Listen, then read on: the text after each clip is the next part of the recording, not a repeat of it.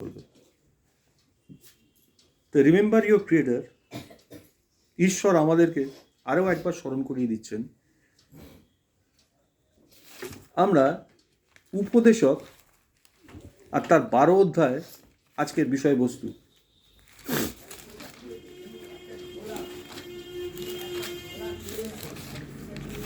আমরা অনেকেই হয়তো পড়েছি বা অনেকে হয়তো এটাকে অমিট করি, ব্যাপারটা বুঝতে পারি না। আমারও বহু দিন সময় লেগে গেছে। রিসেন্টলি ঈশ্বর দেখাচ্ছেন 12 অধ্যায় লেখা আছে, আর তুমি যৌবনকালে আপন সৃষ্টিকর্তাকে স্মরণ করো, যেহেতু দুঃসময় আসিতেছে এবং সেই বৎসর সকল সন্নিকট হইতেছে, যখন তুমি বলিবে ইহাতে আমার প্রীতি নাই, যখন তুমি বলবে আর ভালো লাগছে না। দেখো, শোনো ভালো করে। তৎকালে সূর্য দীপ্তি, চন্দ্র ও তারাগণ অন্ধকারময় হইবে এবং বৃষ্টির পরে পুনর্বার মেঘ ফিরিয়া আসবে। সেই দিনে গৃহের রক্ষকেরা কম্পিত হইবে, পরাক্রমী ব্যক্তিগণ নত হইবে ও পেষণকারী লোকেরা অল্প হইয়াছে বলিয়া কর্ম ত্যাগ করিবে, এবং গবাক্ষ দিয়া দর্শনকারিণীরা অন্ধীভূতা হইবে, আর পথের দিকের দ্বার রুদ্ধ হইবে। তখন যাঁতার শব্দ অতি সূক্ষ্ম হইবে এবং পক্ষীর রবে লোকে উঠিয়া দাঁড়াইবে ও বাদ্যকারিণী কন্যারা সকলে ক্ষীণ হইবে। আবার লোকে উচ্চস্থান হইতে ভীত হইবে, পথে ত্রাস হইবে, কদম্ব পুষ্পিত হইবে, ফলিঙ্গ অতি কষ্টে চলিবে ও কামনা নিস্তেজ হইবে। কেননা মানুষ আপন নিত্যস্থায়ী নিবাসে চলিয়া যাইবে ও বিলাপকারীরা পথে পথে বেড়াইবে। এই যে বিষয়, উপদেশক, হিতোপদেশ, সলোমনের লেখা। আর আমরা যদি দেখি, এই ব্যক্তি ঈশ্বরের কাছে যাচনা করেছিল যে তুমি যে বৃহৎ মণ্ডলীকে আমায় দিয়েছ, এদের যেন সঠিকভাবে পরিচালনা করতে পারি, তার জন্য তুমি আমাকে তোমার দর্শন, তোমার প্রজ্ঞা, তোমার উইজডমটা আমাকে তুমি দান করো। ঈশ্বর সন্তুষ্ট হয়েছিলেন আর তিনি তার কাঙ্ক্ষিত বস্তু তাকে দিয়েছিলেন। লেখা আছে, পৃথিবীতে যত মানুষ জন্মেছে, মানুষ সলোমনের তুল্য প্রজ্ঞা কারোর ছিল না, because it was given by God. আর সেই প্রজ্ঞার অভিনিবেশে সলোমন কথাটা লিখছেন। এর গুরুত্ব যথেষ্ট। যখন আমরা দেখছি এখানে বলছে 3 পদে 12 অধ্যায়, সেই দিন গৃহের রক্ষকেরা কম্পিত হইবে। আচ্ছা, এর আগে পড়েছি তো এই চ্যাপ্টারটা। হ্যাঁ, কি বলতে চেয়েছে এর মধ্যে ঈশ্বর? আমার মনে হয়েছিল যে মানে যৌবনকালে ঈশ্বরকে ভীষণ প্রয়োজন, কারণ যার জন্য মানে জীবনটা উপভোগ করে, ওই সময়তে ম্যাক্সিমাম মানুষ উপভোগ করে, আনন্দ করে। কিন্তু এগুলো অসার, মানে এগুলো দুদিন পরে সে তো অসার, কিন্তু এইখানে কি বলছে? সেই দিন, কোন দিনের কথা বলছে? গৃহ রক্ষেরা কম্পিত হবে, পরাক্রমী ব্যক্তিগণ নত হবে, একটা দিনের কথা বলছে। পেষণকারীরা লোকেরা অল্প হইয়াছে বলিয়া কর্মত্যাগ করিবে। মানেটা কি? কবে হবে এটা? কখন হবে? আমরা এটা কিভাবে সিগনিফাই করব? কিভাবে ঈশ্বর আমাদের এই বিষয়টা বলতে চেয়েছেন? দেখো, গৃহের রক্ষকেরা কম্পিত হবে। গৃহের রক্ষকেরা এমন কিছু একটা আসবে। প্রত্যেকটা মানুষকে এই জায়গাটার মধ্যে দিয়ে যেতে হবে, প্রত্যেকটা মানুষকে যেতে হবে, যত সিকিউরিটি থাকবে প্রত্যেকটা মানুষকে। তার মানে আজ থেকে 50 বছর আগে যে চলে গেছে, 100 বছর আগে যে চলে গেছে, 10 বছর আগে যে চলে গেছে, সে বেঁচে গেছে, তাই তো? না, তাই না? প্রত্যেকে যেতে হবে। কেউ কেউ যেতে হবে। তারা কখন গেল? সেই জীবনের পথে ঈশ্বর কি বলছেন ভালো করে শোনো। সেই দিন গৃহের রক্ষকেরা কম্পিত হইবে। এটা একটা প্যারাবল, এটা একটা রূপক, এটা একটা ঘটনা। গৃহ, যে গৃহের কথা বলছে সেই গৃহ হচ্ছে দ্য বডি, দেহ। সেই গৃহ দেহ, দেহ। যখন আমাদেরকে কেউ আঘাত করতে আসে, আমরা কি করি? গার্ড করে, কি দিয়ে? যা থাকবে হাত দিয়ে এইভাবে এই করে ইনস্ট্যান্টলি কি করি? কেউ যখন আঘাত করে আমরা সঙ্গে সঙ্গে একটা মানে তার হাত দিয়ে হাতটা আমরা হাত দিয়ে প্রোটেক্ট করি, নিজেকে প্রোটেক্ট করি, হাত। গৃহ হচ্ছে আমাদের দেহ, আর হাত হচ্ছে আমাদের রক্ষক। সেই দিনকে গৃহের রক্ষকেরা কম্পিত হবে। The hand should be shaken and tremble. কখন হয় জানো? বয়স হলে, বুড়ো হলে, নিজের জোর চলে যাবে। সেই দিন গৃহের রক্ষকরা কম্পিত হবে। দেখবে মানুষকে যখন কেউ আঘাত করতে যায়, মানুষ হাত দিয়ে সেটাকে প্রতিহত করতে চেষ্টা করে। হাত হচ্ছে তার গৃহ, তার দেহের রক্ষক। আর একটা দিন আসবে এই হাত তখন কাঁপবে, হাত আর রক্ষা করতে পারবে না সেই গৃহ। That day should be faced by everybody. পরাক্রমী ব্যক্তিরা নত হবে। পরাক্রমী ব্যক্তিরা নত হবে। আচ্ছা, পরাক্রমী ব্যক্তিগণ গৃহের রক্ষকের হাত, আর পরাক্রমী ব্যক্তিগণ হচ্ছে পা, লেগস। যারা যুবক থাকে, শক্তিশালী থাকে, তারা স্ট্রেট দাঁড়ায়, দেখবে। আর যখন বয়স হয় বলে বয়সের ভাঁড়ে ঝুঁকে পড়েছে। পরাক্রমী ব্যক্তিরা নত হবে। একটা সময় তার পরাক্রম ছিল, আজকে সে বেন্ড আউট হয়ে গেছে, ঝুঁকে গেছে, পা দুর্বল, মাংসপেশি শিথিল। ভালো করে শোনো। তারপরে কথাটা অদ্ভুত কথা বলেছে, পেষণকারী লোকেরা অল্প হইয়াছে বলিয়া কর্ম ত্যাগ করিবে। মানুষ, আমরা জানি যাতায় পেষণ করা, কি পেষণ করা হয়? শস্য পেষণ করা হয়, মর্দন করা হয়, সেটা জানে ব্যবহার করার জন্য, খাদ্য প্রস্তুত করার জন্য। ঈশ্বর মানুষের মুখের মধ্যে দাঁত দিয়েছেন, জানো? যে খাবারটা আমরা খাই, চিউইং করি, দাঁত দিচ্ছি ভাই। বলছে পেষণকারী লোকেরা অল্প হইয়াছে বলিয়া তারা কর্ম ত্যাগ করবে। খেতে ভালো লাগে না, কারণ দাঁত অনেক পড়ে গেছে। এইখানে একটা দাঁত আছে, এইখানে একটা দাঁত আছে, এইভাবে দাঁতের সারি আছে, আর যখন চিবোয় দুটো দাঁত পেষণ হয়।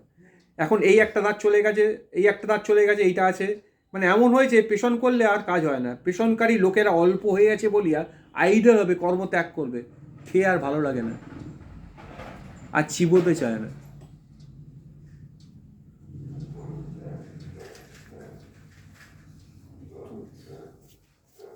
তাই বলছে, এই ছবিটার মধ্যে যদি ভালো করে দেখি, বাক্যটা যে ছবিটা প্রকাশ করছে, দাঁতগুলো হচ্ছে সেই পেষণকারী যন্ত্র, আর সেগুলো যখন পড়ে যাচ্ছে একটা একটা করে, অল্পই অবশিষ্ট আছে। আর যখন অল্পই অবশিষ্ট আছে, তখন তারা কাজ ত্যাগ করছে, আর পাচ্ছে না।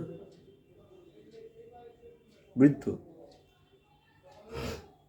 অল্পই দাঁত আছে, আর তারা আর কাজ করতে চাইছে না।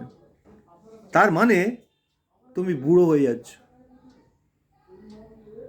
তোমার দিন ফুরিয়ে আসছে, তোমার শক্তি হ্রাস পাচ্ছে। তুমি তোমার যৌবনকালের দিনগুলোকে স্মরণ করো।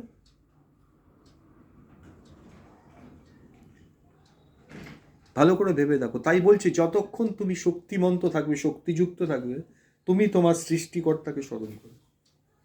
It is very much needed. অপেক্ষা করো না কবে এই দিন তোমার জীবনে আসবে আর তখন তুমি তার আশ্রয়ে যাবে। ডোন্ট ওয়েট, অপেক্ষা করো না। তারপর বলছে, গবাক্ষ দিয়ে দর্শনকারিণীরা অন্ধীভূত হইবে। গবাক্ষ হচ্ছে জানলা, উইন্ডো বলা হচ্ছে। গবাক্ষ দিয়ে দর্শনকারীরা অন্ধীভূত হইবে। তোমার চোখ হচ্ছে তোমার এই যে গৃহ, তার জানলা। চোখ দিয়ে তুমি দেখো। বলছে গবাক্ষ দিয়ে যারা দেখে, দর্শনকারীরা অন্ধীভূত হইবে। তোমার চোখের দৃষ্টি ফিবল হয়ে যাবে, ক্ষীণ হয়ে যাবে, তুমি আর সঠিক জিনিস ঠিকভাবে ভালোভাবে দেখতে পারবে না।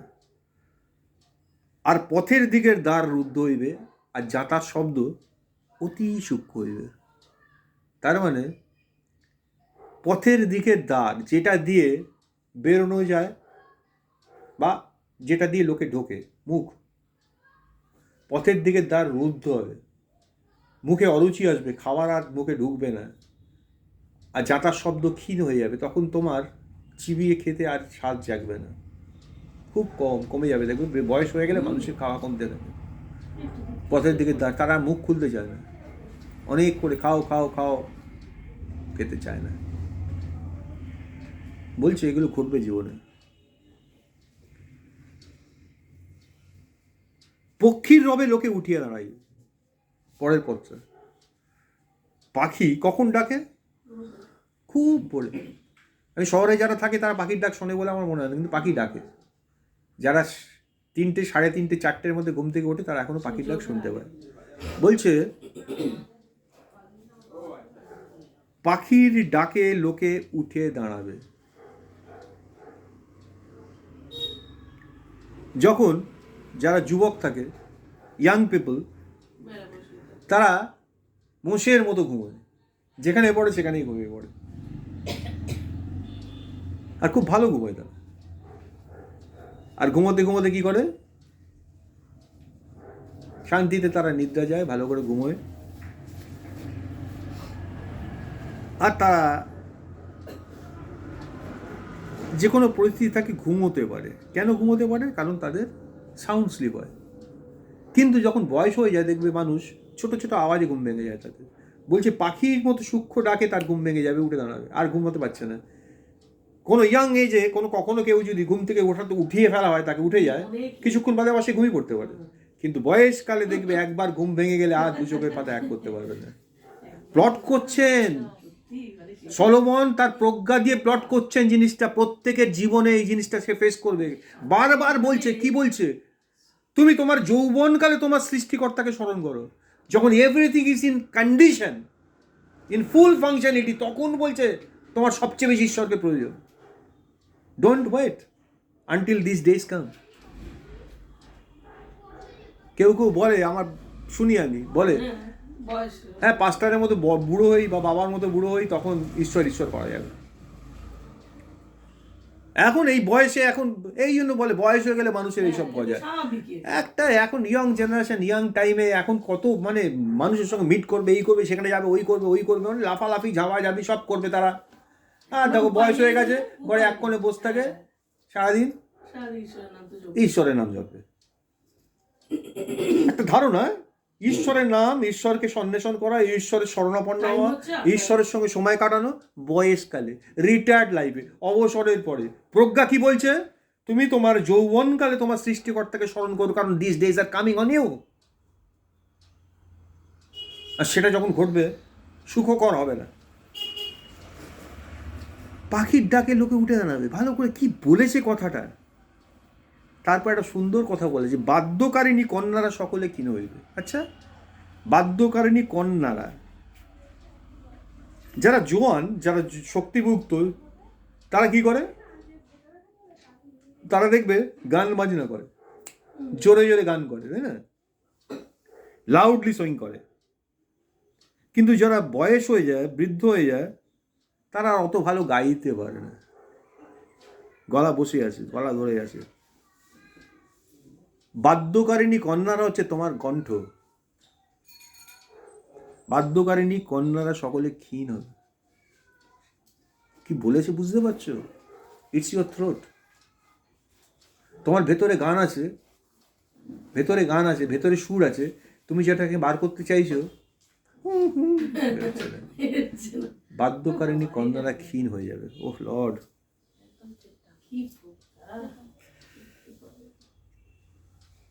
আবার লোকে উচ্চ স্থান হইতে ভীত হইবে। বাড়িতে দেখবে, মানে এই রিসেন্ট কিছু দিনের মধ্যে দিয়ে ঈশ্বর আমাকে দেখাচ্ছেন, আগে মানে আজ থেকে 10 বছর আগে, 15 বছর আগে আমার কাছে একটা গাছে ওঠা বা এ করা কোনো বিষয় ছিল না। এখন আমাদের ওপরের যে ইয়েটা আছে, বাথরুমের উপরে থাকে না চেম্বার মতো, সব খড় করা থাকে ছোটো ছোটো, হ্যাঁ লবির মতো একটা জিনিস, যেখানে কিছু গুডস রাখা হয়।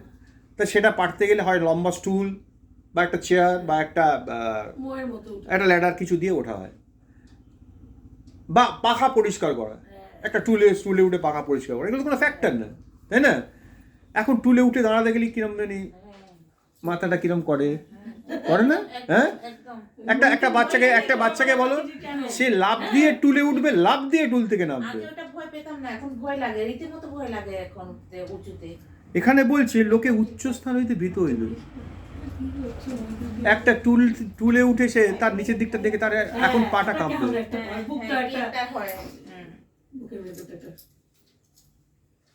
আগে যেরকম লাফিয়ে লাফিয়ে বাচ্চারা টাপ করে নেমে পড়ে, আর সে পারছে না, তার মধ্যে ফিয়ার গ্রিপ করেছে, ফিয়ার। নিজের প্রতি কনফিডেন্সটা এই পড়ে গেলাম, এই মুচকে গেল পাটা, এখন কনফিডেন্স বলছি এই হাঁটুর জোরটা কমে গেল, পাটা কেন কাঁপছে? বুঝতে পারছো কি ঘটবে? আবার লোকে উচ্চস্থান হতে ভীত হইবে, পরের কথাটাও পথে ত্রাস হইবে। জাস্ট সন্ধ্যাবেলা আমি বেরোলেই দেখতে পাই রাস্তা পার হওয়াটা নিয়ে অল্প বয়সীরা গাড়ি যখন যাচ্ছে ষাট ষাট ষাট পেরিয়ে চলে যাচ্ছে, আর একটা বয়স্ক মানুষ দাঁড়িয়ে আছে 20 মিনিট এই পাশ থেকে ওপারে যেতে পারছে না, ভয় পাচ্ছে। এই এই বুঝি ধাক্কা লেগে গেল, বাপরে বাপ, পথে ত্রাস হবে। ইয়াং পিপুলরা যেখানে চায় সেখানে চলে যেতে পারে কোনো ভয় ছাড়াই, কিন্তু বয়স যখন হয়ে যাচ্ছে তারা প্রত্যেকটা ছাওয়াকেও ভয় পায়। গাড়ি আসছে না, গাড়ি শব্দ হয়েছে দাঁড়িয়ে গেছে, ছাওয়াকে ভয় পায় তখন। তারপরে লিখেছি কদম্ব পুষ্পিত হবে। আহা, এমন ব্লুসমস, যখন বয়স হবে না মাথার চুলগুলো সাদা হয়ে যাবে, কদম্ব পুষ্পিত হবে। অ্যামন্ডের ফ্লাওয়ারটা দেখি হোয়াইট ফ্লাওয়ার।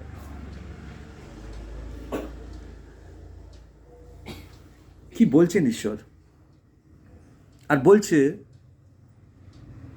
তুমি 11 অধ্যায় 9 পদে, 12 অধ্যায় পড়ছিলাম তো, জাস্ট জাম করে আগেরটা আসছি। কি বলছে? হে যুবক, তুমি তোমার তরুণ বয়সে আনন্দ করো, যৌবনকালে তোমার হৃদয় তোমাকে আহ্লাদিত করুক, তুমি তোমার মনোগত পথসমূহে তোমার চক্ষুর দৃষ্টিতে চলো, you do whatever you want, করো, কিন্তু জানিও ঈশ্বর এই সকল ধরিয়া তোমাকে বিচারে আনিবেন। আজকের বিষয়টা এটা না ঈশ্বর আমাকে পানিশ করবে, আমরা তো ঈশ্বরের সন্তান, আমরা ঈশ্বর আমাদেরকে ভালোবেসে, আমরা ঈশ্বরকে ভালোবেসে ঈশ্বরের কাছে এসেছি। What are our basic requirement? বারবার মনে করিয়ে দিচ্ছে, অতএব তোমার হৃদয় হইতে, ভালো করে শোনো, অতএব তোমার হৃদয় হইতে বিরক্তি দূর করো। আমি বিরক্ত হচ্ছি, আমার সঙ্গে সঙ্গে পুরো প্যারামিটারটাও তো চেঞ্জ হচ্ছে। এমন তো না আমি একা বুড়ো হয়ে যাচ্ছি বাড়িতে, আমার বাড়িতে আমার সঙ্গে সঙ্গে আমার স্ত্রী বুড়ো হচ্ছে, সবাই তো হচ্ছে। তার মানে আমি আমার স্ত্রীর থেকে 20 বছর আগে যেটা এক্সপেক্ট করতাম, যেটা পেতাম সার্ভিসটা, সেটা কি এখন পাবো?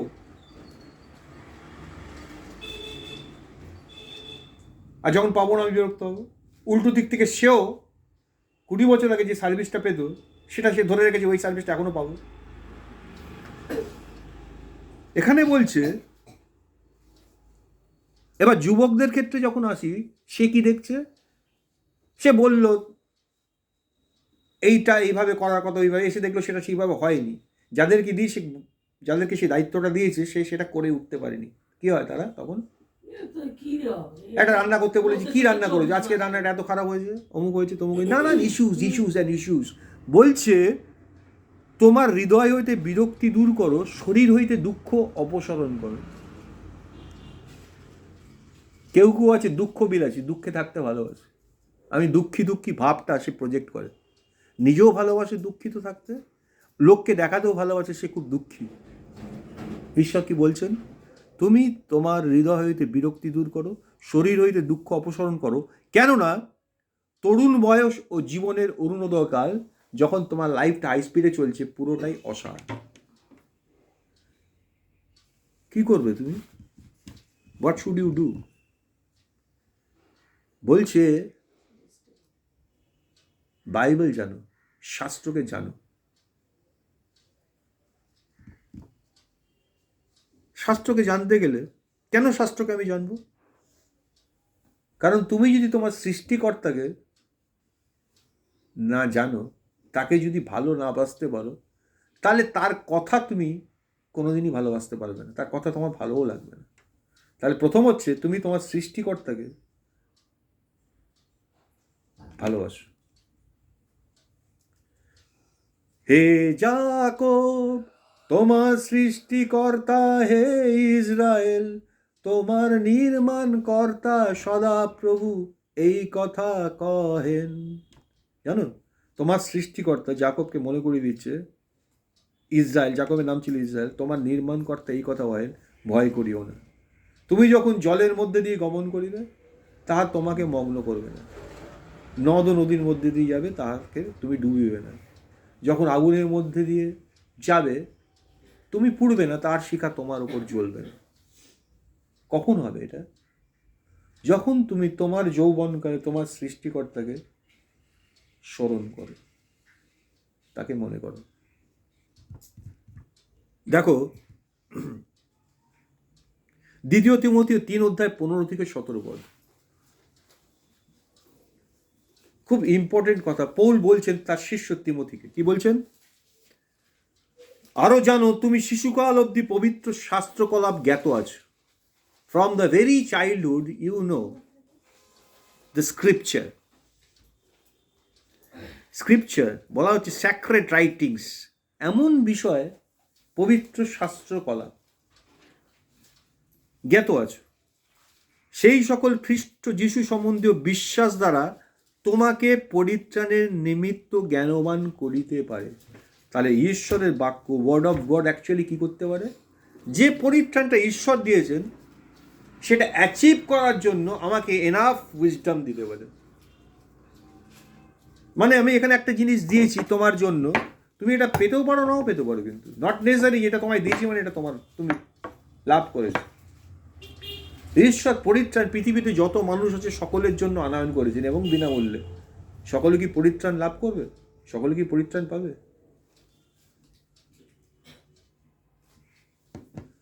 যখন দেখি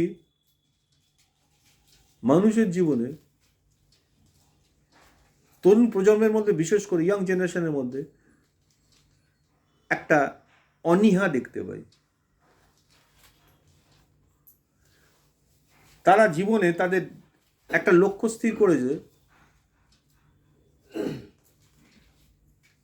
যে জীবনটাকে একটা মোমেন্টামের মধ্যে ঠিক রাখতে গেলে, সচল গতিতে রাখতে গেলে কিছু নিডস আছে। আর সেই নিডটা ম্যাক্সিমাইজ করে, মানে নিডটা পূরণ করার জন্য, ম্যাক্সিমাইজ করার জন্য যেটা দরকার সেটা হচ্ছে অর্থ। বাইবেল বলছে ঈশ্বরের একটা রাইভালের কথা বাইবেল উল্লেখ করা, ঈশ্বরের প্রতিদ্বন্দ্বী মানুষের জীবনে, সেটা হচ্ছে টাকা, অর্থ, যেটা সরাসরি ঈশ্বরের প্রতিদ্বন্দ্বিতা করে। অর্থের প্রতি লোভ। কেউ কেউ বলে আমি লোভ করি না, কিন্তু সচ্ছলভাবে জীবন কাটাতে চাই, আমার প্রাণ চাই। এখানে সুন্দর কথাটা বলেছে, এই যুবক, তুমি তোমার তরুণ বয়সে আনন্দ করো, যৌবনকালে তোমার হৃদয় তোমাকে আহ্লাদিত করুক, তুমি তোমার মনোগত পথসমূহে তোমার চক্ষু দৃষ্টিতে চলো। Do whatever you want, করো করো, যাও। What is the result? পরিণতিটা কি হবে?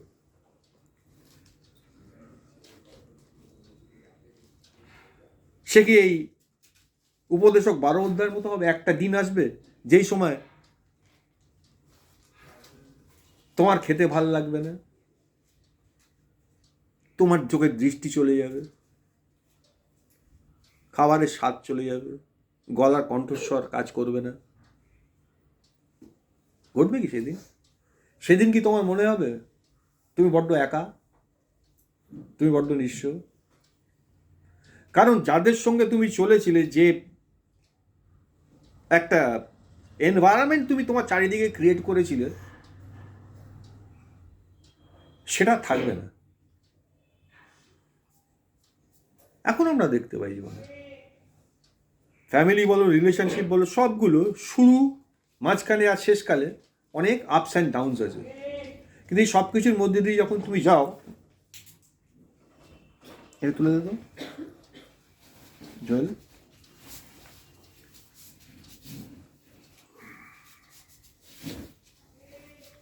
সব কিছুর মধ্যে দিয়ে তুমি যখন যাও,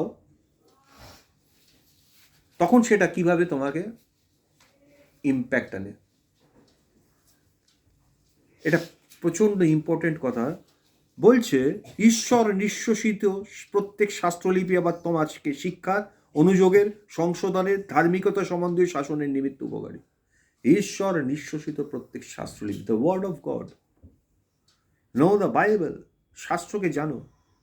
যেন পারপাস হচ্ছে ঈশ্বরের লোক পরিপক্ক, সমস্ত সৎকর্মের জন্য সুসজ্জীভূত হয়। ঈশ্বরের লোক, the man of god, the people of god.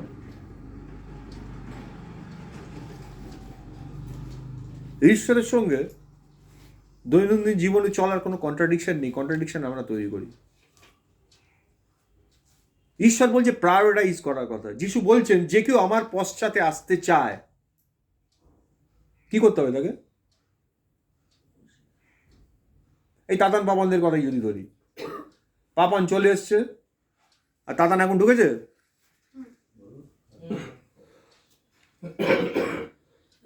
তা এরা কি করছে, কি নিয়ে জীবনটা কাটাচ্ছে? আমি ওদেরকে দিয়ে এক্সাম্পলটা দিচ্ছি। ওদের কিছু ভিশন আছে, ওদের প্ল্যানিং আছে, ইচ্ছা আছে, সেগুলোকে এক্সিকিউট করার জন্য টু সাম এক্সটেন্ট ওটা যেতে পারে, তাই তো? ঠিক বলছি না ভুল বলছি? ঠিক বলছি। আচ্ছা, যখন এইগুলো করি আমরা, এইগুলোতে যাই, আমি কেন করি, কেন যাই? বিকজ আই লাইভ ইট। আমার এটা করতে ভালো লাগে। এখানে ঠিক তাই বলছি, হে যুবক, তুমি তোমার তরুণ বয়সে আনন্দ করো, এনজয় ইয়োর লাইফ। যৌবনকালে তোমার হৃদয় তোমাকে আল্লাহ দিতে করো, what ever in your heart করো। তুমি তোমার মনোগত পথসমূহে, তুমি যে পথটা ডিটারমিন করেছো, সেই পথসমূহে ও তোমার চক্ষুর দৃষ্টিতে চলো। তোমার চোখ তোমাকে গাইড করছে, go ever do it, enjoy your life. তারপরেই বলছি, কিন্তু জানিও ঈশ্বর এই সকল ধরিয়া তোমাকে বিচারে নেবে। আচ্ছা, তার মানে ঈশ্বর বিচার করবেন সেই ভয়কে আমি চলবো? না না না, সে কথা বলেনি। বলছে যখন তোমার জীবনে 12 অধ্যায় যেটা পড়ছিলাম, এই ঘটনাগুলো ঘটবে, তুমি যৌবনকালের আপন সৃষ্টিকর্তাকে স্মরণ করো। কেন রিমাইন্ড করছি? কারণ তোমার জীবনে এই ঘটনাগুলো ঘটবে। কি কি? সূর্য দীপ্তি দেবে না, চন্দ্র অন্ধকার হবে, গৃহের রক্ষকেরা কম্পিত, তোমার হাত পা শিথিল হয়ে যাবে, তোমার পা স্ট্রেংথলেস হবে, তোমার মাসল শক্তি হারাবে, দাঁত পড়ে যাবে, খেতে ভালো লাগবে না, তোমার ঘুম কমে যাবে। আসবে এই জিনিসটা জীবনে। তখন তুমি কি করবে?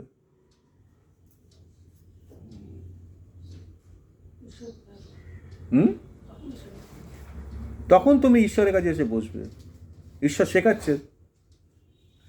এখানে বললো না, তুমি যা কিছু করছো ওটা ভালো করে পড়ে দেখবে। উপদেশক বলছেন, উপদেশক কইতেছেন 8 পদে, অসারের অসার সকলই অসার। অ্যাকচুয়ালি তুমি যার পেছনে দৌড়চ্ছ, যা কিছু করেছো, এভরিথিং ইজ ইউজলেস। মানু, তুমি টুলটা নিয়ে এদিকে সরে যাও। হ্যাঁ, এই বলে বসো।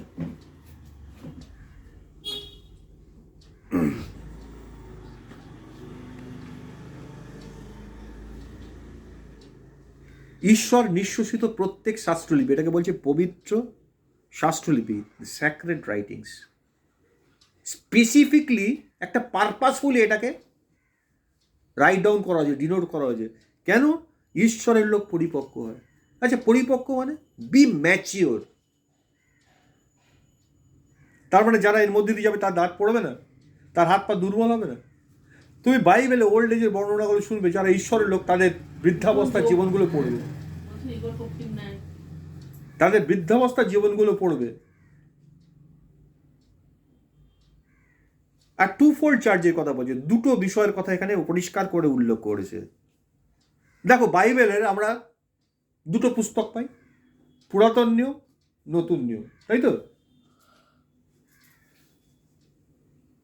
আর আমাদেরকে দুটো জিনিসের দায়িত্ব বা দায় নিতে বলা হচ্ছে। প্রথম দায়িত্ব নিতে হচ্ছে, first remember your creator, your god. তুমি তোমার সৃষ্টিকর্তাকে স্মরণ করো, দ্য ফার্স্ট টিনোটি। কখন? তুমি যৌবনকালের আপন সৃষ্টিকর্তাকে স্মরণ করো। ভালো করে শোনো, কথাটা বলেনি কিন্তু, তুমি তোমার সৃষ্টিকর্তাকে স্মরণ করো। একটা শিশুকালে করতে পারো, যৌবনকালে করতে পারো, তরুণ বয়সে করতে পারো, বৃদ্ধাবস্থা করতে পারো। এখানে স্পেসিফাই করে দিয়েছে তুমি যৌবনকালে করো। কখন?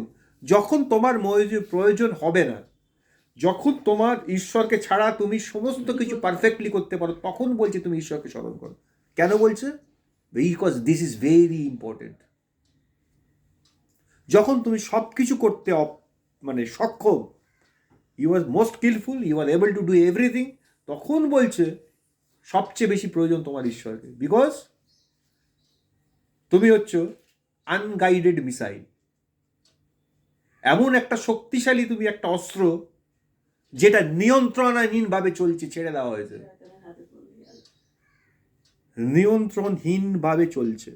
অর্থাৎ তোমার হিউজ পোটেনশিয়ালই আছে। কি কাজে লাগলো পোটেনশিয়ালটা? সেই ব্যক্তিটা ওই পর্যায়ে পৌঁছে কি বলছে সে বলছে আর ভাল লাগছে না। আচ্ছা, হিউজ পোটেনশিয়াল, তোমার সমস্ত কিছু ক্যাপাসিটি আছে, এই দিনটা তোমার জীবনে এনে গেল, আর ভাল লাগছে না। তোমার তো উচিত ছিল বলা, যা কিছু করেছি ইহা উত্তম। ঈশ্বর যখন ক্রিয়েট করছে, ভালো করে দেখো, প্রত্যেকটা জিনিস তৈরি করে কি বলছে? ইটস ফ্যান্টাস্টিক, ইটস গুড বলছেন। তাহলে সেই মানুষটা সেই দিনকে সে কেন বলছে আর ভালো লাগছে না? ভালো লাগা ফুরিয়ে গেল, চলে গেল। তার মানে তুমি যা কিছু করেছো সেগুলো কোনোটাই উত্তম নয়। কখন করেছো তুমি? যখন তুমি সক্ষম ছিলে, তখন তুমি শক্তিমন্ত ছিলে, তখন করেছো। তাহলে যদি করেছো, তাহলে রিগ্রেট করছো কেন? তাই বলছি, তোমার জীবনের রিগ্রেটটা আসার আগে, যখন তুমি সব কিছু করতে পারো, তখন তুমি তোমার সৃষ্টিকর্তাকে স্মরণ করো। তুমি যৌবনকালে, মোস্ট ইম্পর্টেন্ট, যখন তুমি ফুললি ইকুইপ, তখন তুমি তোমার সৃষ্টিকর্তাকে স্মরণ করো। যেহেতু দুঃসময় আসিতেছে, এটা অবশ্যম্ভাবী। তুমি নতুন নিয়মে চলে আসবে, দেখবে শেষকালের সেই দিনের বিষম বিষয়ের কথা উল্লেখ করেছে। অবশ্যম্ভাবী, ঠেকানো যাবে। শেষের সেই দিন আসছে প্রত্যেকের জীবন। Everybody should face this. তাহলে প্রথম কি বলছে আমাদেরকে? টুফোল্ড চার্জের ক্ষেত্রে প্রথম হচ্ছে আমার সৃষ্টিকর্তাকে আমার যৌবনকালে স্মরণ করতে হবে। আর দ্বিতীয়টা, শিশুকাল থেকে, দেখো, প্রথমে যৌবনকালে সৃষ্টিকর্তাকে স্মরণ করার কথা বলছে, তারপরে বলছে শিশুকাল থেকে এই পবিত্র শাস্ত্রলিপি জানতে। কখন থেকে জানতে? From the very childhood. একটু আগে যেটা পড়ছিলাম আমরা, 2 তিমথেয় কি বলছে? 15 অধ্যায়, আরও জানো তুমি শিশুকাল থেকে পবিত্র শাস্ত্রকলাপ জ্ঞাত আছে। একটা বাচ্চা যখন সে বিল্ড হচ্ছে, তার ফাউন্ডেশনটা তৈরি করা উচিত স্ক্রিপচার। আজকের বাবা মারা তার সন্তানদের ফাউন্ডেশনের কিসের ওপর তৈরি করে? যেহেতু স্ক্রিপচারের উপর ফাউন্ডেশন তৈরি হয়নি, ভালো করে শোনো, যেহেতু স্ক্রিপচারের উপর ফাউন্ডেশন তৈরি করে দেওয়া হয়নি, তাই তার জীবনে সে আনগাইডেড মিসাইল হয়ে গেছে। ঈশ্বরকে ভালোবাসতে পারে, অনেকেই আছে ঈশ্বরকে ভালোবাসে, কিন্তু মনে করে না এটা তার জীবনে প্রয়োজন আছে। সে এতটাই কনফিডেন্ট বা ওভার কনফিডেন্ট, হ্যাঁ চলে যাচ্ছে, দেখা যাবে একদিন তো সব কিছু শেষ হয়, এরকম একটা ধারণা। কিন্তু জানে না শকিং জিনিসটা কি আসছে। What is the shocking thing, most shocking things? একটা মানুষ যখন কারেন্ট খায় না, যে কোনোদিন কারেন্ট খায়নি, সে যখন কারেন্ট খায় সে হতভম্ব হয়ে পড়ে। মরে যাওয়ার কথা বলছি না, শক খেলে কী হয়? হতভম্ব হয়। যে একবার কারেন্ট খেয়েছে, সে দ্বিতীয়বার কারেন্ট খেলে কী হয় বলতে পারো কেউ? কম, তারপরে তো কমে যায়। কি কমে যায়? ওই কারেন্টের লোকদেরই দেখি। আমি নিজের ব্যক্তিগত কাউকে দেখে বলছি না, যে ব্যক্তি একবার জীবনে কারেন্ট খেয়েছে, শক খেয়েছে, সে যখন দ্বিতীয়বার কারেন্ট খায় কি হয়? দুটো এক্সপিরিয়েন্সের কথা আমি জানতে চাইছি। কেটে যায়? হ্যাঁ, সেম ফিলিং হয়। খেয়েছো দুবার কারেন্ট? একবার খেয়েছো? হ্যাঁ, দ্বিতীয়বার খেয়েছো? ভয় কেটে গেছে কারেন্টে? এবার কারেন্টের জিনিসপত্র হাত দিতে আর ভয় পান না আপনি? না, কারেন্টটা দিতে ভয় পাই। তাহলে ভয় কেটে গেল বললেন কেন? ভালো করে ভাবো যে প্রশ্নটা করেছি এর একটা অর্থ আছে। মানে তখন আমি তার কাছেই যাবো, মানে খুব সাবধানী হবো, এটাই তো জানি। কারণ আমি খেয়েছি বিভৎস ভাবে, কিন্তু আমি ওটা থেকে হয়ে গেছি যে না, মানে বা তারা একবার খেয়ে আমি সাবধান হয়ে গেছি যাতে দ্বিতীয়বার আমায় না খেতে হয়। তারপর যদি দ্বিতীয়বার খাই কি হবে? আমি দ্বিতীয়বারের কথা বলছি, কি হবে বলতে পারো কেউ? যে দ্বিতীয়বার শক খেয়েছে কি হবে?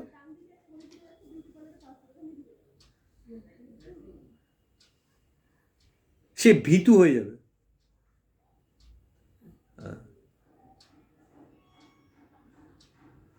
সে এড়িয়ে চলবে, বলছে এড়িয়ে চলবে। আর কোনোদিন ওই ডিভাইসটাই ব্যবহার করবে না। সে ইলেকট্রনিক্স গ্যাজেটসের উপর তার একটা অনীহা এসে যাবে। সে শিলনোড়ায় বাসন বাজবে তবু মিক্সি ব্যবহার করবে। ফিয়ার গ্রিপ করবে, ফিয়ার। আমি তো আয়রন করি, আমার তো শর্ট খাই আমি। কত টাকা শর্ট খেয়েছো? ভালোই শর্ট খেয়েছো। তারপরে আবার করেছো, আবার খেয়েছো, আবার করেছো, আবার খেয়েছো, আমি খেতে থাকি। খেতেই থাকো। খেতে থাকা, তুমি যে শর্টটা খেয়েছো, মানে জিনিস যে আয়রন করলাম, জল দিলাম, হাতে তো এই এতটা একটা তুমি কারেন্ট খাও, লিকেজ খেয়েছো। তুমি কারেন্ট খাও কাকে বলে তুমি জানো না। শর্ট খেয়েছি। আমি বলছি তুমি জানো না কারেন্ট খাও কাকে বলে। সেটাই হচ্ছে ওইটা- কথা। আসলে এই ড্যাম্পের ইয়েতে ওতে যে টুক করে লাগে ওটা না। তুমি বড় জোরে খেয়েছিলাম ওইটাও তো। খেয়েছি আমি। যে একবার ইলেকট্রিক শক খেয়েছে, মানে ধরে ফেলে এটা সবচেয়ে বড় উদাহরণ হচ্ছে পাগলা কারণে যে পাগলদের শক দেওয়া হয়। যখন শক দেওয়া হয়, শক থেরাপি করা হয়, একদম ভয় মানে ভীষণ ভীত। তারপর থেকে সে আর কোনোদিন ওই চেম্বারের ধারে কাছে যেতে চায় না। না। কেন? কি হয়? ওইটা খুব ডেঞ্জার। আমি সেটাও প্রাণঘাতীর কথা বলছি না, আমি বিদ্যুতের কথা বলছি যেটা প্রাণঘাতী। তুমি চোখের সামনে কাউকে বাজ পড়ে মরতে দেখেছো? ও সাংঘাতিক। আমি দেখেছো? কাউকে শুনেই হয়ে গেছে আমার। বজ্রপাত প্রচণ্ড চোখের সামনে ভয় পড়তে, লাগে। একসঙ্গে 3টে লোক কয়লা হয়ে গেল, দেখেছো কোনোদিন? না, হ্যাঁ? না, না। যদি কোনোদিন তুমি দেখো চোখের সামনে যতবার বৃষ্টি হবে আকাশে বিদ্যুৎ চমকাবে, তোমার বুকে প্রাণ উড়ে যাবে। যতবার হবে তোমার প্রাণ উড়ে যাবে। কেন হবে বলো তো? Because fear grips. স্বাভাবিক। আমি এই কথাটা বলতে চাইছি, আঘাত কি জিনিস তোমরা জানো না। সত্যি তাই, বাপরে বাপ।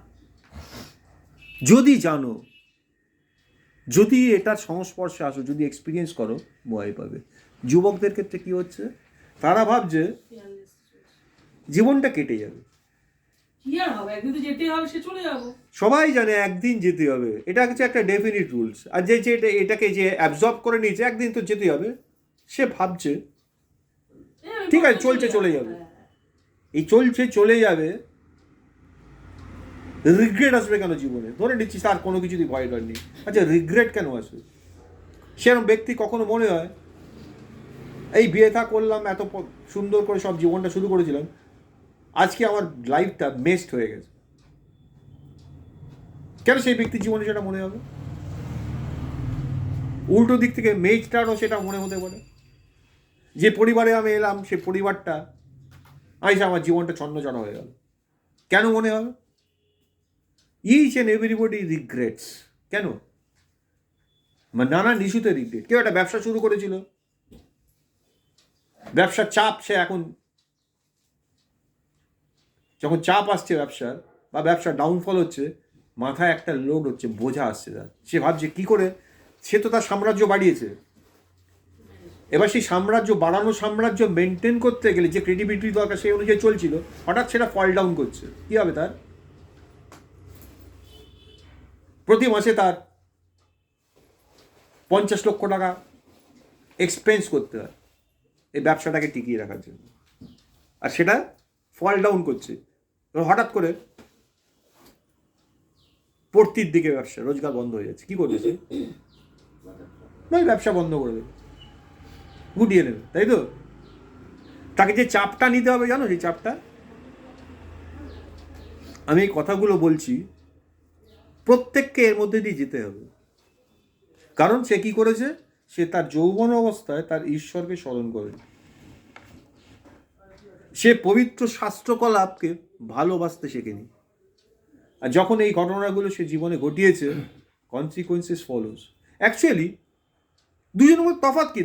মানে সলোমন খুব ভালো করে লিখছে, যে খুব ধার্মিক, ঈশ্বরের প্রিয় ব্যক্তি, সে যেভাবে মরে যাচ্ছে, আর একটা অন্যায়কারী দুষ্ট লোক একইভাবে মারা যাচ্ছে। তাহলে এই ধার্মিকতায় জীবনযাপন করে লাভ কি? বলছে অসারের অসা সকলই অসা, সূর্যের নিচে যা কিছু আছে এভরিথিং অসা। কনক্লুড করছে। এই নিগুড় অর্থটা কেউ বুঝছেন কি বলছেন? কেন এই কথা বললো? কি সত্যিকার ধার্মিকের কথাই বললো? সত্যিকার ধার্মিকতার কথাই বলেছে। আমি শেষ পরিণতির কথা বলছি, শেষ পরিণতি। এই পৃথিবীতে যেটা দেখাচ্ছে তার শেষ পরিণতি। প্রত্যেকেই অধোগতি, প্রত্যেকে পাতালে যাচ্ছে।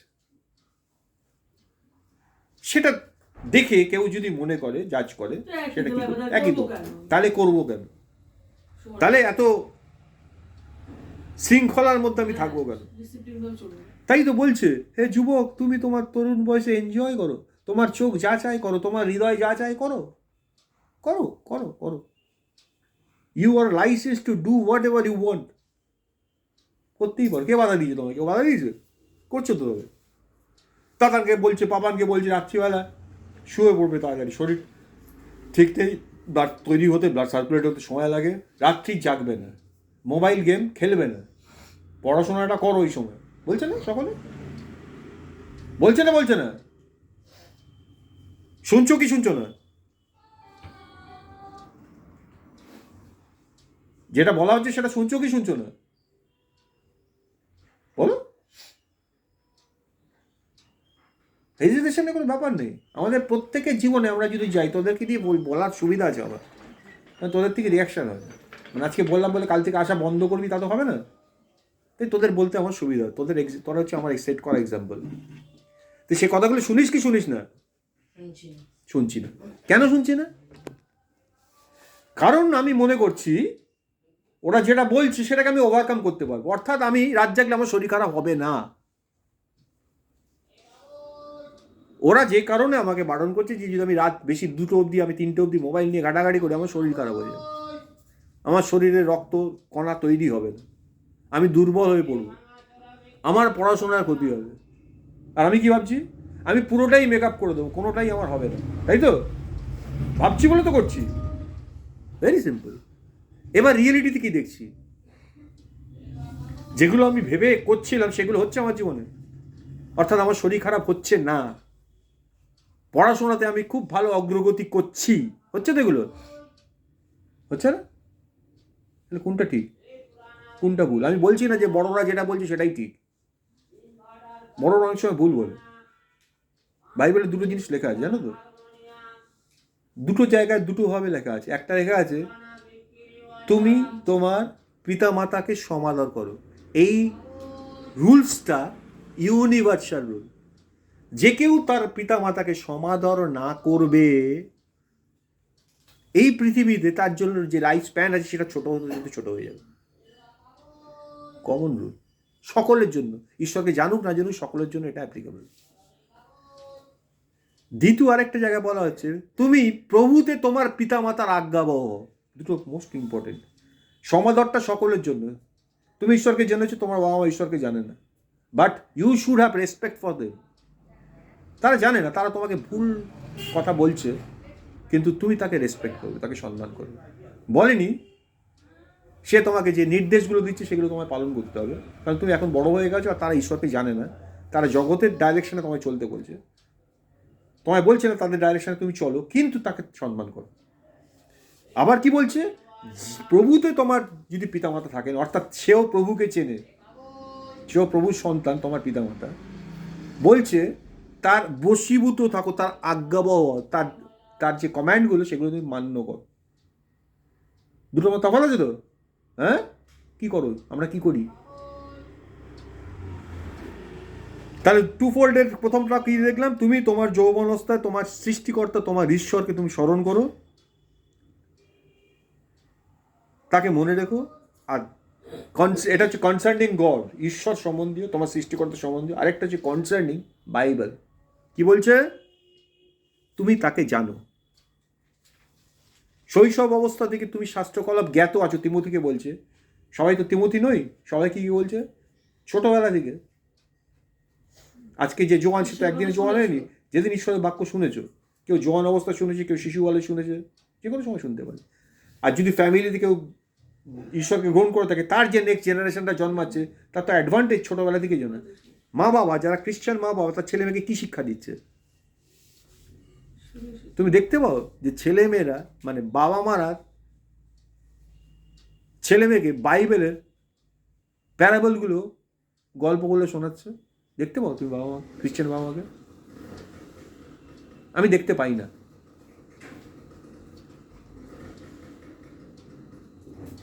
ছোট ছোট ছোট বাচ্চাদেরকে মারা আর বাবারা গল্প বলে তো, রাত্রি সবার ঘুম পাওয়ার সময় নানান গল্প গুজব করে।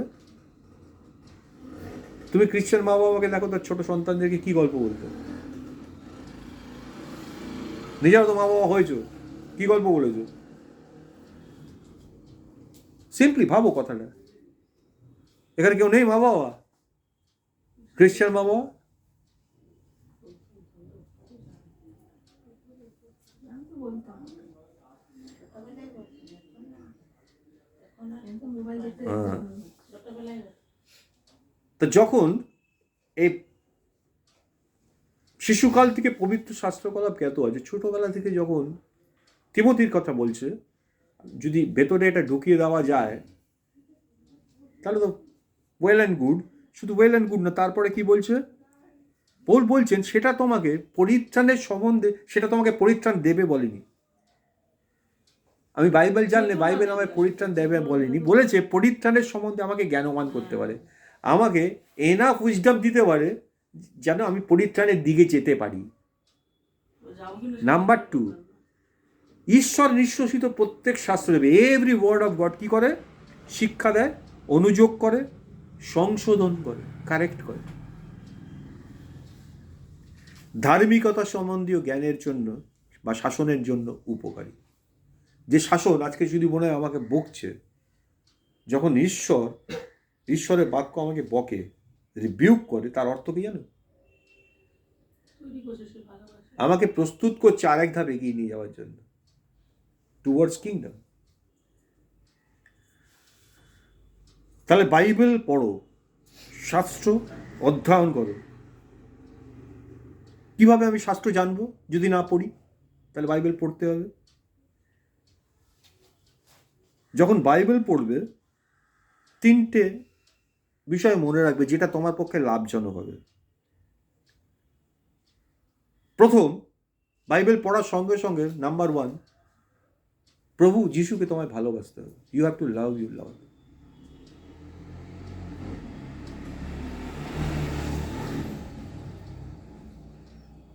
বাইবেল পড়ার সঙ্গে সঙ্গে কি করতে হবে তোমাকে? প্রভু যিশুকে ভালোবাসতে হবে। যাকে আমি ভালোবাসি, যে রাতটা রান্না ভালোবাসে, রান্না করতে ভালোবাসে, তারা ভালোবাসিস না? দেখবি যেখানে রান্নার বই হোক বা রান্নার ভিডিও দেখিস না, হ্যাঁ? আচ্ছা, কেন দেখিস? কেন ওটার প্রতি কেন আকর্ষণ? সিম্পল, কারণ ওটাকে ভালোবাসি। খুব সহজ কথা। যে মিউজিক ভালোবাসে সে নানা রকম মিউজিক ক্রিয়েশনের ওই সমস্তগুলো দেখে, ওই ধরনের বই টই পড়ে। কারণ আমি যেটাকে অন্বেষণ করি, কেন করি? যদি আউট অফ হার্ট যেটা হয়, যেটাকে ভালোবাসে সেটা নিয়ে অন্বেষণ করি। Very simple. বাইবেলের ক্ষেত্রে আমরা এই জিনিসটা দেখতে পাই, অ্যাবসেন্স। এটা প্রুফ করে দেয় প্রভু যিশুকে ভালোবাসি না, তাই তো পড়ি না। প্রুফ করে দেয়।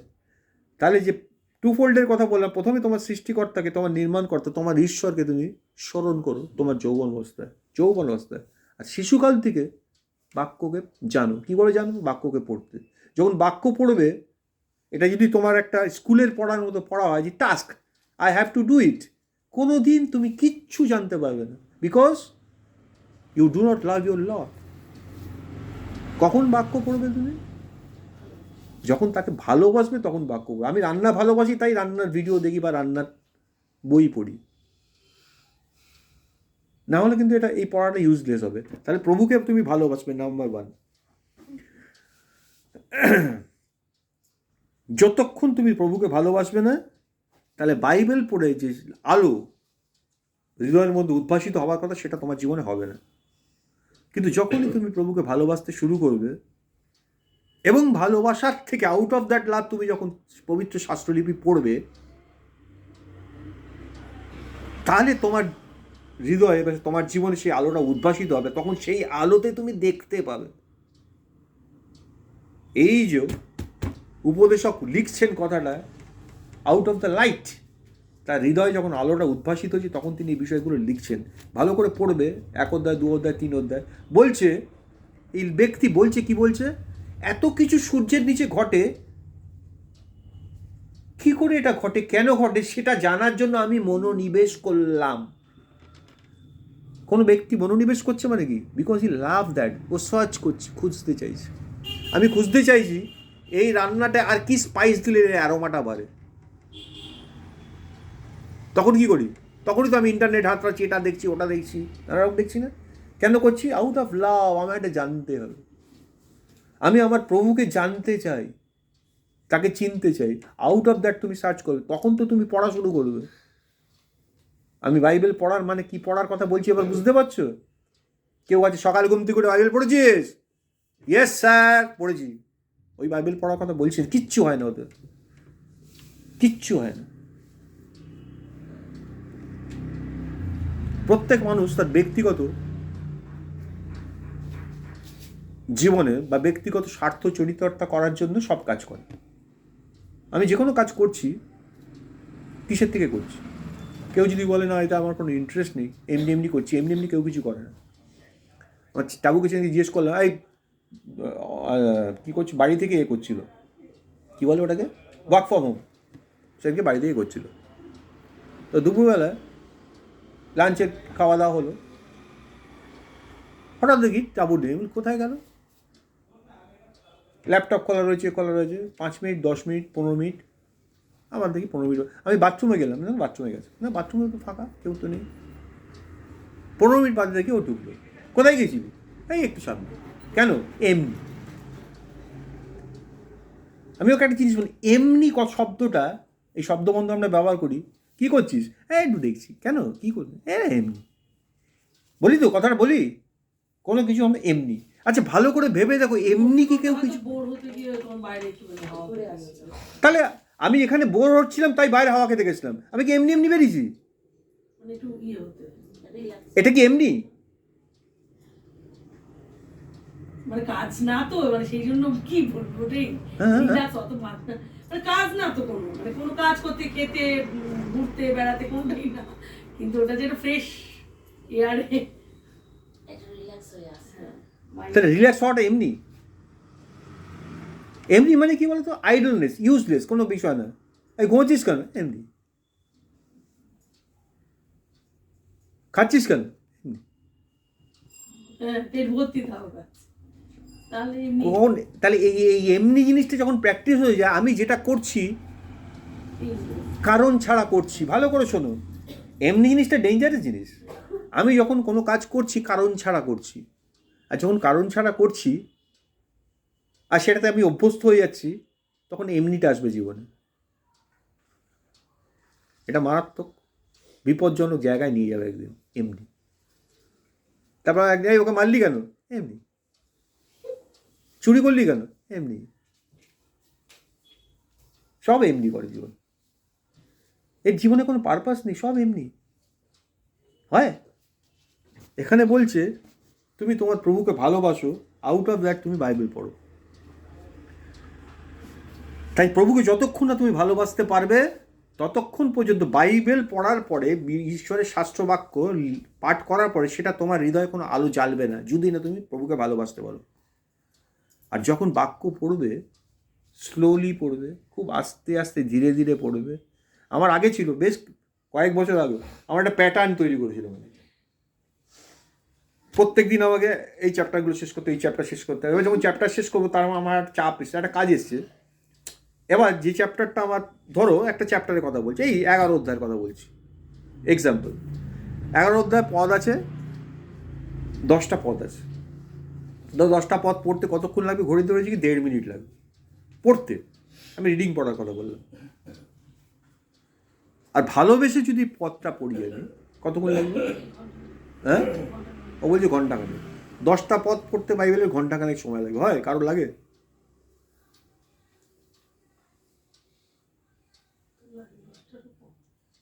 তাহলে 10টা পদ মানে কি, পদটা পড়ে দেখবে লোককে খেতে দিলে, বাড়িতে যদি খুব ভালো রান্না হয়, গোবর খেয়ে নে, কতক্ষণ রান্না করবো। ও বলছে গপ গপ করে সব খেয়ে নিল, কিন্তু দেখবে যে খাবারটা ভালো, সব সুস্বাদু হয়েছে, সেটা একটু রেখে দেয়, লাস্ট একটু আঙুল লাগিয়ে একটু চেটে একটু করে একটু ডিলে করতে চায়। কেন বলো তো? ভালো জিনিস তাড়াতাড়ি শেষ হয়ে যাবে, কেউ চায় না ভালো জিনিস অনেকক্ষণ ধরে এনজয় করতে চায়। এই যে অনেকক্ষণ ধরে এনজয় করতে চায়, তুমি যখন তোমার বাক্যটাকে ভালোবাসো, ঈশ্বরের বাক্য, এটা কি ভালো জিনিস? তোমার কাছে যখন সুস্বাদু লাগবে, মধুর মতো লাগবে, মিষ্টি লাগবে, ভালো লাগবে, তুমি কী করবে? এনজয় করতে চাইবে। প্রত্যেকটা ওয়ার্ড, প্রত্যেকটা শব্দবন্ধ তোমার ভেতরে বসে যাবে। এটা বলেছে, কীভাবে বললো, কেন বললো, কাকে বললো, প্রশ্ন রাখবে না? ভালোবাসলে প্রশ্ন জাগবে, না হলে কিন্তু প্রশ্ন জাগবে না। আমার যেটা হতো কি, একদম পুরো 10টা পদ, সেই সময় হয়তো বলছে এই পাম্পটা চালাতে হবে, তো আমি হাতে দেখলাম 10 মিনিট লাগবে ওই চ্যাপ্টারটা পড়তে, আর ঠিক 6 মিনিট বাদে পাম্প চালাতে হবে। তাহলে আমাকে আমার 10 মিনিটের টাইমটা কাটল করে 6 মিনিটে করতে হবে, আমার পাম্প চালাতে দিতে হবে। তো মাঝখানে ব্রেক হলে আবার একটা অসুবিধা হবে। তাহলে কী করলাম, 10 মিনিটে 6 মিনিটে পড়লাম। কারণ অভ্যেসটা হচ্ছে আমাকে বাক্যটা পড়তে হবে। আমি ধার্মিক থাকতে চাইছি, প্রত্যেক দিন আমি বাক্য পড়ি, ওই জায়গাটা আমি কাটতে দেবো না।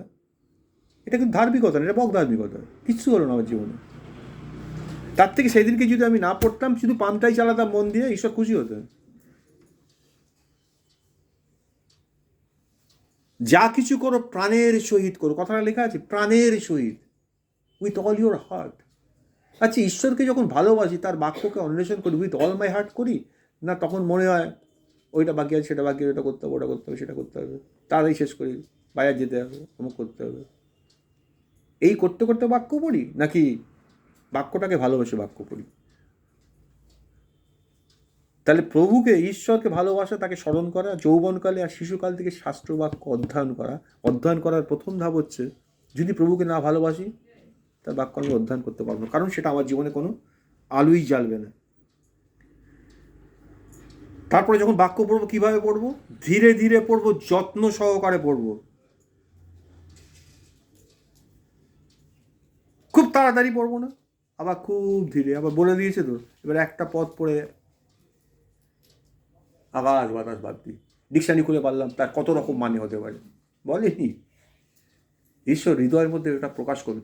দেখো, ভালোবাসা এমন একটা জিনিস, যদি ওর ভেতরে থাকে, ওই বাক্যটা এক্স্যাক্টলি সেই মিনিং নিয়ে এনলাইটেন করবে। কে করেন এটা? পবিত্র আত্মা। ঈশ্বরের আত্মা, তিনি আমার হৃদয় অনুসন্ধান করেন, লেখা আছে। যখন আমার তার প্রতি আকর্ষণটা বাড়ছে, তিনি এনলাইটেন করবেন। ওই যে বাক্যটা, যে ওয়ার্ডটা সেদিনকে কি অর্থে ঈশ্বর আমার জীবনে বলতে চাইছেন, সেটা আমার হৃদয় উদ্ভাসিত হবে। তোমার ডিকশনারি খুলে বসতে হবে না, কখনো কখনো বসতে হবে, ঈশ্বর দেখেন ও কতটা সার্চ করছি, কতটা ভালোবাসছি।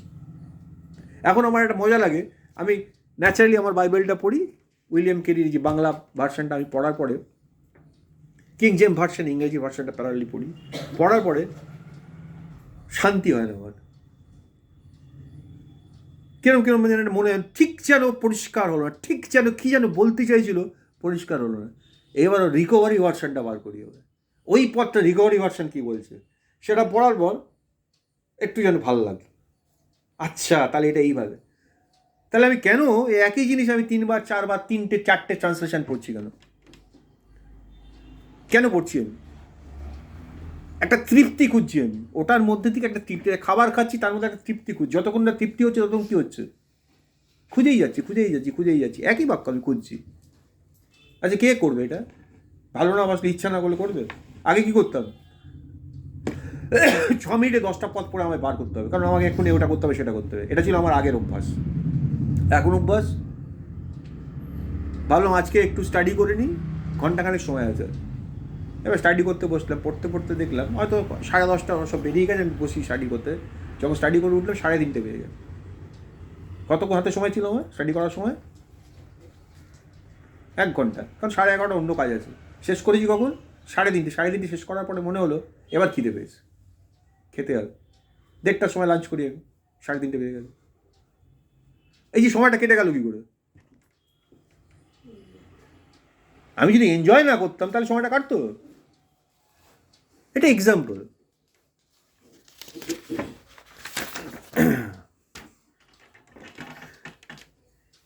তাহলে 1 নম্বর পয়েন্ট, 2 নম্বর পয়েন্ট, 3 নম্বর পয়েন্ট হচ্ছে, তাহলে প্রথমে হচ্ছে নাম্বার 1, তুমি তোমার প্রভুকে ভালোবাসবে, বাইবেল ধীরে ধীরে পড়বে, যত্ন সহকারে পড়বে। যখন তুমি বাক্য পড়বে, 3 নম্বর পয়েন্ট, বাক্যটাকে প্রার্থনায় নিয়ে আসবে। ওই বাক্যটাই প্রার্থনা। আমরা ঈশ্বরের সঙ্গে বলে কমিউনিকেট করি না, এই কমিউনিকেটটা হবে ওয়ার্ডটা। অ্যাকচুয়ালি কী প্রার্থনা করবো? ওয়ার্ডটা। হে যুবক, তুমি তোমার তরুণ বয়সে আনন্দ করো। কাকে বলবো? আমি কি এখন যুবক আছি? না, আমার বয়স হয়ে গেছে। তাহলে আমার কী করা উচিত? সিগনিফিকেন্স কী হচ্ছে যখন আমি করিনি, তা কী কী ঘটছে? পড়তে পড়তে আমি এই জায়গাটা এলাম, তৎকালে এই ঘটনা ঘটবে, কম্পিত হবে, এই হবে। তাহলে এটা অ্যালার্মিং আমার কাছে, আমি এখন টের পাচ্ছি এটা ঘটেছে। আমি এখন প্রভুকে মারাত্মক ভালোবাসি, তাহলে আমার জীবনে এটা ঘটেছে। তাহলে আমার সামনে তাতান আছে, আমার সামনে জোয়েল আছে, আছে না? আমার কাজ কি? বলা, শুধু এনকারেজ করা ওকে, তাই না? ভালো করে ভেবে দেখো, আমি ভালো জিনিসটা যিশু একটা উদাহরণ দিচ্ছিলেন। এক ধনী ব্যক্তি ছিল, তার নাম বাইবেলে লেখা নেই, আর তার বাড়ির সামনে একটা ভিখিরি ছিল, তার নাম লেখা আছে, তার নাম লাসার। তার সর্বাঙ্গে ঘা ছিল গায়ে, আর কুকুরেরা তার ঘা চেটে দিত, আর সেই লোকটার বাড়ি থেকে যে খাবার দাবার এঁটো কাটা ফেলতো সেটাই সে খেয়ে থাকতো। এইভাবে প্লট করেছে যিশু। আর লেখা আছে যথাসময়ে সে লাসার মরে গেল, আর সে আব্রাহামের কোলে গিয়ে স্থান পেল। আর সেই ধনী ব্যক্তিও মারা গেল, আর সে তাকে হেডিস, পাতালে, সে যন্ত্রণা পাওয়ার জন্য তাকে পাতালে রাখা হলো। এইবার কথোপকথন হচ্ছে, কিছু কমিউনিকেশনের কথা বাইবেলে উল্লেখ করেছেন। কি বলছেন? পাতালে যাতনা পাইতে পাইতে সেই লোকটা চোখ তুলে দেখলো সেও ইহুদি, অর্থাৎ সেও খ্রিশ্চান, আর লাসার যে মারা গেছে সেও খ্রিশ্চান। এবার এই খ্রিশ্চান দেখছে ওই খ্রিশ্চান যিশুর সঙ্গে বসে আছে, আব্রাহামের কোলে বসে আছে, আর ও পাতালে যন্ত্রণা পাচ্ছে। তখন বলছে, পিতো আব্রাহাম, আমার বড় কষ্ট হচ্ছে এখানে, আপনি লাসারকে একটু বলবেন।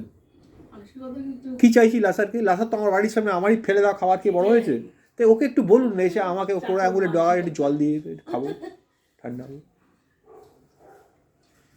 আর আর আর আর আর আব্রাহাম বলছে, সেটা তো সম্ভব নয়, কারণ তোমার ডোমেইন আর এই ডোমেইনের মধ্যে একটা হেল নেবেন, একটা বিশাল বড় শূন্যস্থলী আছে, সেটা পার করে কেউ এদিক থেকে ওদিক বা ওদিক থেকে এদিকে আসতে পারে না, এমন একটা জায়গা আছে,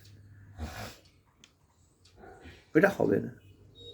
এইবার সেই লোকটার কনসার্ন দেখো, তাহলে একটা কাজ করুন, ওকে আমার ভাইদের কাছে পাঠান। কি বলছে? যারা এখনো বেঁচে আছে, কারণ তারা আমারই মতো জীবনযাপন করছে। তার আগে অনেকগুলো কমিউনিকেশন ছিল, পড়ে নিও কখনো, সেখানে বলেছিল তুমি তোমার জীবনকাল সব কিছু এনজয় করেছো, আর লাসার সারা জীবন কষ্ট পেয়েছে, তাই লাসার এখন এনজয় করছে, আর তোমার এই পরিণতি। এইটা শুনে সে বলছে, ওকে আমার ভাইদের কাছে পাঠান, গিয়ে এই বর্তমান সিচুয়েশনটা কি ঘটেছে সেটা ওদেরকে জানিয়ে দেবে, যেন ওরা সাবধান হয়ে যায়। কি চাইছে লোকটা? একটা অধার্মিক লোক, একটা দুষ্ট লোক, সারা জীবন উচ্ছন্নে যাওয়া জীবন কাটিয়েছে, কাটাবার পরে এবার উন্নতিও হয়ে গেছে। এবার তার কি হচ্ছে, সে বলছে আমার মতো পরিণতি ওদেরও হয়ে যাবে, জানেন, আমার নিজের লোকজন, তাই তাদেরকে সাবধান করতে চাই। তাহলে ঈশ্বরের লোক যারা যারা ঈশ্বরকে ভালোবাসে, তারা ঈশ্বরের গৃহের যারা তরুণ, তাদের জন্য কনসার্ন হবে না? তাদের বলবে না? বলবে যে আমার তো এখন দাঁত নড়ে গেছে, এখন আমি ভালো করে চিবোতেও পারি না, কিন্তু তুই এখন চিবোতে পারিস, কিন্তু তুই ঈশ্বরকে সমান। তাহলে যখন হে যুবক তুমি তোমার তরুণ বয়সে আনন্দ করো, যৌবনকালে তোমার হৃদয় তোমাকে আহ্লাদিত করুক। আমি তো এখন তরুণ নয়, আমি বৃদ্ধ হয়ে গেছি। এই পথটা কাকে বলছে? এই পথটা আমাকে বলছে, আমি যখন ঈশ্বরকে ভালোবাসছি আমায় বলছে। কি বলছে? এটা একটা অ্যালার্মিং জিনিস, কারণ এই স্টেজগুলো আমি পেরিয়ে এসেছি। এই এক্সপিরিয়েন্স থেকে এক্সপিরিয়েন্স গ্যাদার করে আমাকে বলছে, প্রভু তোমায় ধন্যবাদ করি, আজকে আমার সামনে তুমি এতগুলো তরুণকে দিয়েছো, তুমি সুযোগ করে দিয়েছো, তাহলে প্রার্থনা করতে পারি আমি?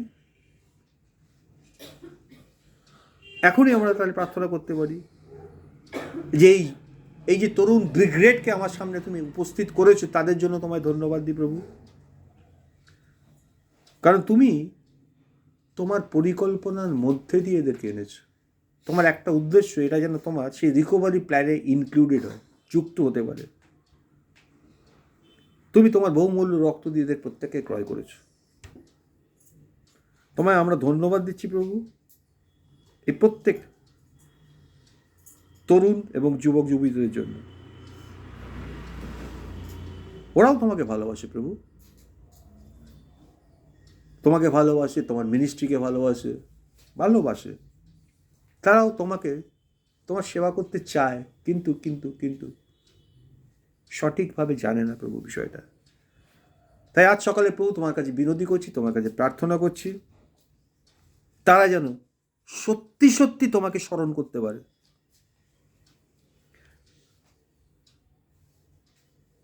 তোমাকে ভালোবাসার মধ্যে দিয়ে যেন তোমাকে স্মরণ করতে পারে প্রভু,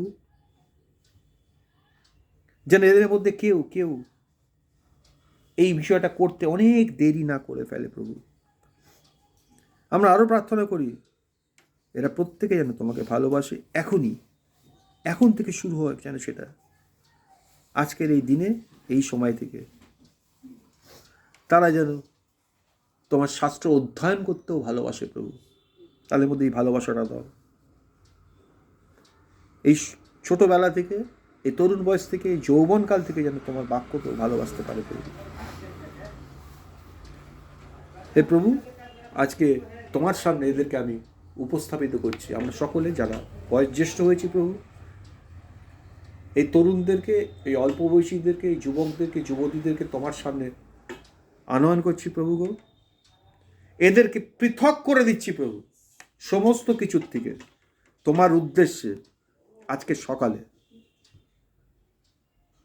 আমি বিশ্বাস করি, আমরা বিশ্বাস করি, আমি তো বিশ্বাস করি প্রভু, যে তোমার হাতে এরা সম্পূর্ণ নিরাপদে থাকবে। হে প্রভু, ওদের তুমি সকলকে রক্ষা করো। প্রত্যেকটা দিন তাদের বর্তমান এবং আগামী দিন, তাদের ভবিষ্যৎ তোমার হাতে সুরক্ষিত রাখো। তোমার অনুগ্রহে, তোমার করুণাতে আর তোমার মণ্ডলীর মধ্যে প্রভু তুমি তাদের সংযুক্ত রেখো, যেন সেই দিনকে, যেদিনকে তুমি তত্ত্বাবধান করবে, সেদিনকে যেন সকলকে তোমার পবিত্রতা সিদ্ধ অবস্থায় দেখা যায়। প্রভু যীশু খ্রিস্টের নামে এই প্রার্থনা চাই, শ্রবণ গ্রাহ্য করো। আমেন। তাহলে এটাই ছিল আজকের বিষয়বস্তু। প্রভু আমাদের এতটাই ভালোবাসেন, মনে করেই দিচ্ছেন তুমি তোমার যৌবনকালে তোমার সৃষ্টিকর্তাকে স্মরণ করো। Very very very important. প্রভু ধন্যবাদ দিই, তিনি আমাদের ভালোবাসেন।